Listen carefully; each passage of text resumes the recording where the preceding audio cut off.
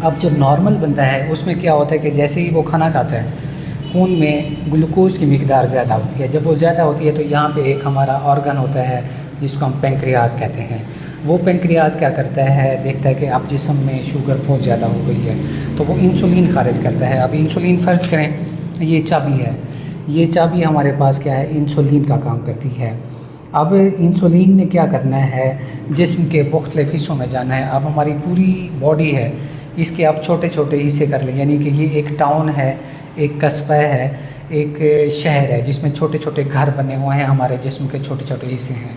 अब इन छोटे छोटे हिस्सों में मतलब हमारे बाजू में, इधर मसल्स में, फैट्स में और जिस्म के मुख्तलिफ़ हिस्सों में शुगर ने जाना है ताकि हमारा जिस्म सही से काम कर सके।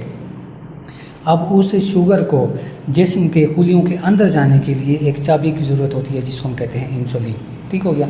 अब ये इंसुलिन, ये चाबी कहाँ से आती है, हमारे पेंक्रियाज से आती है।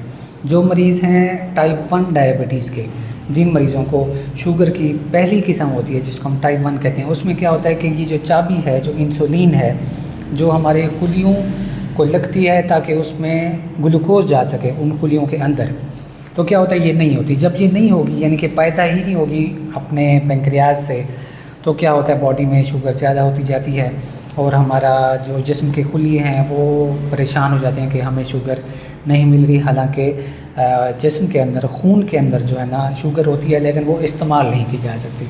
ऐसे मरीज़ों को सिर्फ़ और सिर्फ क्या दिया जाता है, इंसुलिन दिया जाता है। लेकिन ये डायग्नोज, इस टेस्ट का पता कैसे चलेगा वो आगे हम बात करते हैं। अब जो है टाइप 2 शुगर की दूसरी किस्म, उसमें क्या होता है कि जैसे ही हम खाना खाते हैं सेम वही मैकेनिज़्म है, हमारे एनर्जी हमारे जिस्म के खून के अंदर जाती है। उसके बाद जो पेंक्रियाज है वो देखता है कि भाई ग्लूकोज बढ़ गया, तो क्या खारिज करता है, चाबी यानी इंसुलिन। अब इंसुलिन तो खारिज हो गई है लेकिन जिस्म के जो मुख्तलिफ खुलियाँ हैं, मैंने आपको कस्बे की मिसाल दी, एक शहर की मिसाल दी, उसमें छोटे छोटे हिस्से हैं, हमारे जिस्म के पार्ट्स हैं, हिस्से हैं छोटे छोटे, उनको क्या चाहिए, शुगर चाहिए। अब इंसुलिन है पड़ी, चाबी है पड़ी, लेकिन उन जिस्म के खुलियों को खोलने के लिए जो ताला है वो उसको जंग लग चुका है। वो कहता है कि मैंने इंसुलिन की बात नहीं माननी। जब वो इंसुलिन की बात नहीं मानेगा तो क्या होगा, इंसुलिन भी है पड़ी, वो कहती है ये मुझे चाबी लगाने दो, मैं शुगर आपको देती हूँ, शुगर अंदर आ जाएगी। लेकिन वो ताले को जंग लग चुका है तो क्या होता है, अंदर शुगर नहीं जा पाती। तो इससे भी क्या होता है कि बॉडी समझती है कि मुझे तो शुगर नहीं मिल रही, तो फिर और मैकेनिज़्म डेवलप होते हैं, यानी जिस्म कोशिश करता है ग्लूकोज और बनाने की। हालांकि खून के अंदर ग्लूकोज मौजूद है लेकिन क्योंकि वो इस्तेमाल नहीं हो पा रहा, ताले को जंग लग चुका है, तो क्या होता है कि बॉडी एक मैसेज भेजती है उससे, हमारे जो फैट है, जो चर्बी है, मतलब चर्बी यहाँ भी हो सकती है, जिसमें किसी भी हिस्से में हो सकती है, वहाँ से क्या होता है ये टूटती है और वहाँ से हमें एनर्जी मिलती है। किस सूरत में, ग्लूकोज की सूरत में या किसी और सूरत में। लेकिन साथ में क्या होता है, कुछ और चीज़ें पैदा होती हैं जिनमें हम कीटोन्स की बात करते हैं, तो वो चीज़ें पैदा होती हैं, उससे फिर और मसाइल शुरू होते हैं, लेकिन ये आगे की कहानी है। अब एक मरीज़ हमारे पास आता है, हम कैसे शक करते हैं कि उसको डायबिटीज़ या शुगर की बीमारी है, उसमें हम चीज़ें देखते हैं। सबसे पहले तो आपकी जो फास्टिंग ब्लड ग्लूकोज है, यानी 8 घंटे से आपने कुछ भी ना खाया हो, उसके बाद आपकी शुगर चेक होती है और वो 126 मिलीग्राम पर डेसीलीटर से ज़्यादा है, तो इट मीन्स आपको शुगर की बीमारी है, जिसको मज़ीद हम तशख़ीस करने के लिए और टेस्ट करवाएंगे। उसके बाद और टेस्ट होते हैं जिसमें ये होता है कि हमने रैंडम ब्लड शुगर चेक कर ली, रैंडम मरीज़ आया, किसी और मसले के साथ आया, उसकी हमने शुगर चेक की, तो वो अगर 200 से ज़्यादा है और साथ में उसको भूख ज़्यादा लगती है, उसको जो है ना पेशाब, छोटा पेशाब बार बार आता है और वज़न कम हो रहा है, इस तरह के मसाइल हैं, तो फिर क्या होता है, डायग्नोज हो गया कि इस बंदे को शुगर की बीमारी है। उसके बाद तीसरी चीज़ है वो हम किसी पेशेंट में कर देते हैं, वो है OGTT। हम मरीज़ को क्या देते हैं, 70 ग्राम शुगर वाला एक जूस देते हैं, फ्लूइड देते हैं, वो बंदा पीता है, तो उसके बाद हम चेक करते हैं क्या होता है कि उसके बाद भी अगर शुगर क्या है 200 मिलीग्राम पर डेसीलीटर से ज़्यादा है तब भी उसको डायबिटीज़ है। फिर हम HbA1c करवाते हैं, एक टेस्ट होता है जो हमें 3 से 4 माह की प्रीवियस हिस्ट्री देता है कि इस बंदे की शुगर कितनी रही है, पूरी डिटेल देता है। तो वो अगर 6.5 या 6.5 से ज़्यादा है, 6.5 या उससे ज़्यादा, तो इट मीन्स उसको डायबिटीज़ है। अब ये हैं मुख्तलिफ़ इन्वेस्टिगेशंस। अब यहाँ पे सवाल ये आता है कि अक्सर मरीज़ ऐसे होते हैं जिनको हम डायबिटीज़ डायग्नोस करते हैं क्या होता है, हम उसको मेडिसिन देते हैं, लेकिन उसके बावजूद भी उसकी शुगर क्या रहती है, हाई रहती है। ऐसे केसेस बहुत से आते हैं। तो उसमें क्या होता है, हम प्रॉपर जो किस्म है डायबिटीज़ की उसको डायग्नोस सही से नहीं करते। मींस कि अगर टाइप 1 डायबिटीज़ है उसका इलाज मुख्तलिफ है, अगर टाइप 2 डायबिटीज़ है उसका इलाज मुख्तलिफ है। उसके लिए हम क्या करते हैं, उसके लिए हम सी पेप्टाइड लेवल्स करवाते हैं। सी पेप्टाइड जो हमारे पास टाइप 1 डायबिटीज़ है उसमें ये बिल्कुल नहीं होते, क्योंकि इंसुलिन बन ही नहीं रही। जो टाइप 2 डायबिटीज़ मेलाइटस है उसमें सी पेप्टाइड शुरू में क्या होंगे, एलिवेटेड होंगे। बाद में क्या होता है कि जो हमारा टाइप 2 डायबिटीज़ है उसमें क्योंकि जो चाबी है वो तो खारिज हो रही है, हमारे पैंक्रियाज से इंसुलिन निकल रही है, लेकिन क्योंकि हमारा जिस्म बात नहीं मान रहा इंसुलिन की, तो क्या होता है पैंक्रियाज आखिरकार थक जाता है इंसुलिन पैदा कर करके, कि ये ज़ोर लगाता है कि मैं शुगर को कम करूं। शुगर आगे जो हमारे बॉडी के खुलिए हैं वो लेने से इनकार कर देते हैं, क्योंकि जंग लग चुका है ताले को, चाबी काम नहीं कर रही। तो क्या होता है कि उनमें सी पेप्टाइड शुरू में बहुत ज़्यादा होता है, बाद में जब पैंक्रियाज थक जाता है तो फिर वो थोड़े बहुत कम हो जाते हैं। तो यहाँ पे अक्सर औकात कुछ मरीज़ों में ऐसा होता है कि जो सी पेप्टाइड है वो बिल्कुल नहीं होते, और उसमें क्या होता है कि वो लंबे अरसे से उसको शुगर की बीमारी होती है। टाइप 1 में नहीं होगी, टाइप 2 में सी पेप्टाइड शुरू में ज़्यादा होगा, उसके बाद ऐसा ऐसा कम होता जाएगा। इसमें हम फिर एक और टेस्ट करवाते हैं, वो होते हैं एंटीबॉडीज़ के हम टेस्ट करवाते हैं, क्योंकि जो हमारे पास टाइप 1 डायबिटीज़ मेलाइटस है। अच्छा, अब बात कर लेते हैं कि शुगर होती क्यों है। जो टाइप 1 डायबिटीज़ मेलाइटस है ये ऑटो इम्यून डिजीज़ है। ऑटो इम्यून का मतलब है ऐसी बीमारी जिसमें हमारा जिस्म का जो क़ुव्वत मुदाफ़ियत निज़ाम होता है वो अपने ही जिस्म के हिस्से को बाहर का समझकर उसके ऊपर अटैक करना शुरू कर देता है। इसको हम कहते हैं ऑटो इम्यून डिजीज़ेस। अटैक करता है गलती के तौर पर, ये समझता है कि ये बाहर से कोई चीज़ आई हुई है, कोई जरासीम है, कोई टुकड़ा है। तो उससे क्या होता है, हमारा जो पैंक्रियाज है वो डैमेज होता है, डिस्ट्रॉय हो जाता है, ख़राब हो जाता है, तो इंसुलिन पैदा नहीं होती और हमें टाइप 1 डायबिटीज़ मेलाइटस हो जाती है। जो टाइप 2 है उसकी क्या वजूहत हो सकती हैं, उसमें हम सबसे पहले बात करते हैं मोटापे की, फैमिली हिस्ट्री की। फैमिली हिस्ट्री होती है यानी कि फैमिली में किसी को शुगर है तो चांसेस हैं आप में भी शुगर होगी। उसके बाद क्या होता है, इसमें मोटापा है, आप वर्जिश वगैरह नहीं करते, आपकी जो डाइट है वो अच्छी नहीं है, और इस तरह और भी फैक्टर्स आ जाते हैं। ऑयली चीज़ें ज़्यादा खाते हैं, सेडेंट्री लाइफस्टाइल है, बिल्कुल सोए रहते हैं, बाज़ार की चीज़ें ज़्यादा खाते हैं, स्ट्रेस है, काफ़ी चीज़ें आ जाती हैं जिससे हमें टाइप 2 डायबिटीज़ मेलाइटस होती है। अलामात की बात करते हैं तो शुगर है बेसिकली इसकी कोई भी अलामत नहीं होती तब तक जब तक हमारा जिस्म शुगर को बाहर निकालने की कोशिश करता रहता है।